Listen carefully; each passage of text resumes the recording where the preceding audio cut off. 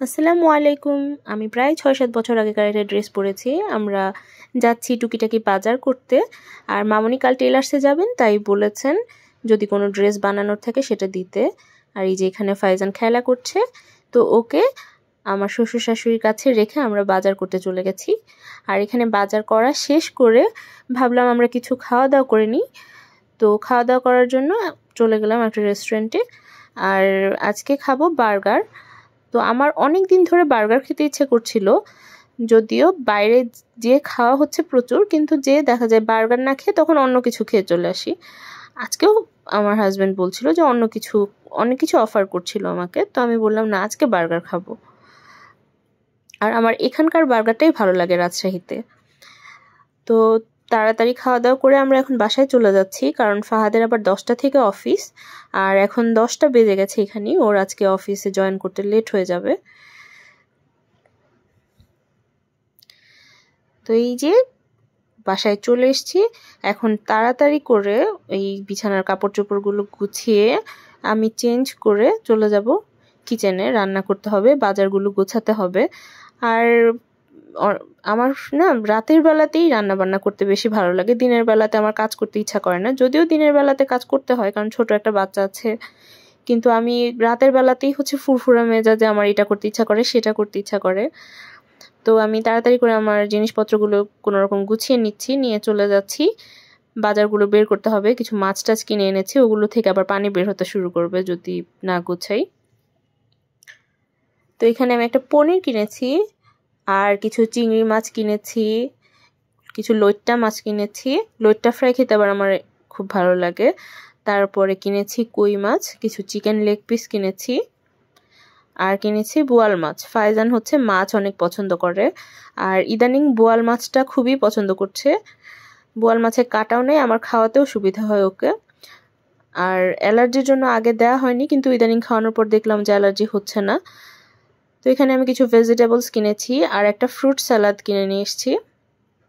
তো আজকে ভাবলাম চিচিঙ্গা দিয়ে চিংড়ি রান্না করব। আর এখানে ফাইজানের জন্য একটা মিল্কশেক পাউডার কিনেছি, কারণ ও শুধু শুধু দুধটা খেতে একদম পছন্দ করছে না। তো ভাবলাম একটু এটা মিক্স করে দিলে যদি খায়। আর এখানে আমি রান্নার জন্য সব রেডি করে নিয়েছি। মামুনি আলু ভর্তা ডিম ভর্তা করতে বলেছেন, তো এখানে আমি কিছু আলু আর ডিম সিদ্ধ করে নিয়েছি। এই ছোট আলুগুলো আমার খুবই ভালো লাগে ভর্তায়, এগুলো রাজশাহীতে পাওয়া যায় না, আম্মু কিশোরগঞ্জ থেকে নিয়ে এসছেন। আর এখানে আমি চিচিঙ্গা দিয়ে চিংড়ি রান্নার জন্য মশলা কষিয়ে নিয়ে চিংড়িটা কষিয়ে নিচ্ছি। চিংড়িটা একটু কষানো হলে তারপরে চিচিঙ্গাটা দিয়ে দিব। খুব বেশি কষাবো না, কারণ খুব বেশি যদি আগেই কষিয়ে ফেলি তখন চিংড়িটা রান্না করতে করতে একটু শক্ত হয়ে যাবে। তো মোটামুটি কষানো হয়ে গেছে, এখন চিচিঙ্গাটা দিয়ে দিব।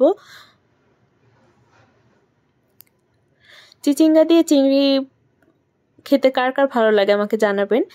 এটা মেইনলি আমি ছোটবেলাতে আম্মু রান্না করতে এরকম চিচিঙ্গা দিয়ে আগে খেতাম, কিন্তু এখন অনেক বছর খাওয়া হয় না, অনেক বছর পর আজকে খাবো এটা।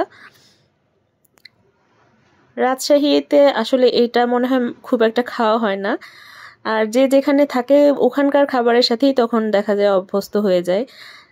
আমি যেমন এখন বেশিরভাগ সময়তে আমাকে রাজশাহী স্টাইলেই রান্না করতে হয়।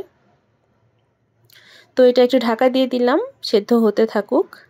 সেই ফাঁকে আমি লইট্টা মাছগুলো কেটে প্রসেস করে নিচ্ছি। আর আমি এমনিতে মাছ কাটতে জানি না, কিন্তু লইট্টা মাছ কাটা খুবই ইজি। শুধু মাথাটা কেটে পেটটা চিড়ে, পেটের ভেতরে অল্প একটু ময়লা থাকে, ওটা ওরকম খারাপ লাগার মতন ময়লা না, ওই জন্য এটা আমি ক্লিন করে ফেলতে পারি।